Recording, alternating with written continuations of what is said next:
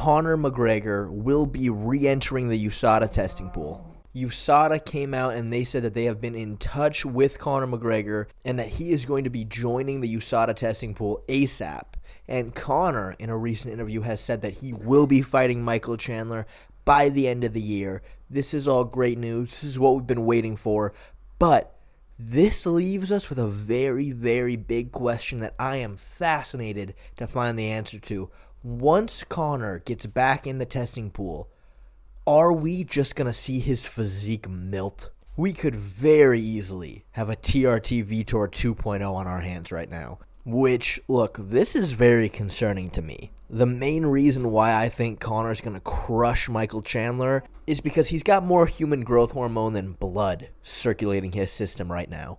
But if he rejoins the USADA testing and he's forced to go back to running on purely proper 12, what are we going to see happen to his physique? That is the question on my mind. Now, if you try to stay educated like I do, which means I just watch every single video More Plates, More Dates puts out, then you are very well aware of the fact that someone with the resources like Conor McGregor can easily bypass the USADA testing with whatever steroid he wants to be on. So if I had to put money on it either way, I don't think anything's going to change for Conor.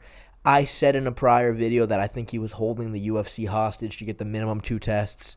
Maybe he realized that's not optimal, but what he does realize, because he's got some very powerful people that he works with, he can easily bypass the USADA testing. He doesn't care about getting in the pool. He'll do it. It's going to give him more time to train, and he can still be hopped up on whatever hormone he wants to be on.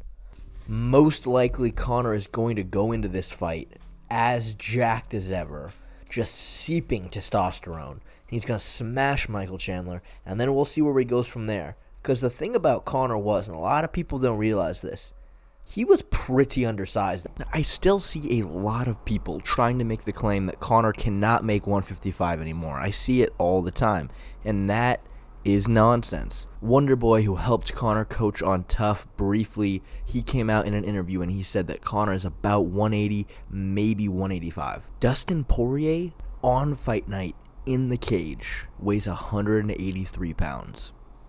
When he fought Conor, Conor was 170 in the cage. Islam Makhachev, he's walking around 190. The days of Frankie Edgar being the 155-pound champion at 155 pounds naturally, that doesn't exist anymore. The skill level is too high. Guys are trying to get every single advantage they can because they have to.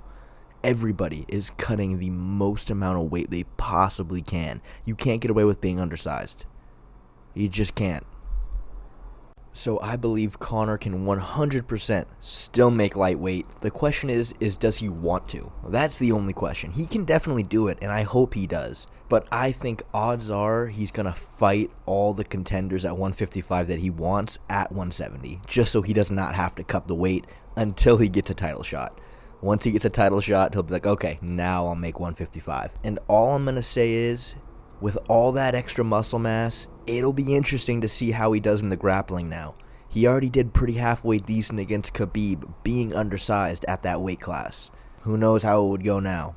Also, with all that extra muscle, you can cut more weight. The more muscle you have, the more water you can cut. That is why Kamaru Usman can still make 170 looking like an absolute science experiment. So now that we have this news, this is going to be the thing we all need to look out for. What is going to happen to Conor's physique? Is he going to stay how he is? Is it going to melt? Is he going to get even bigger somehow?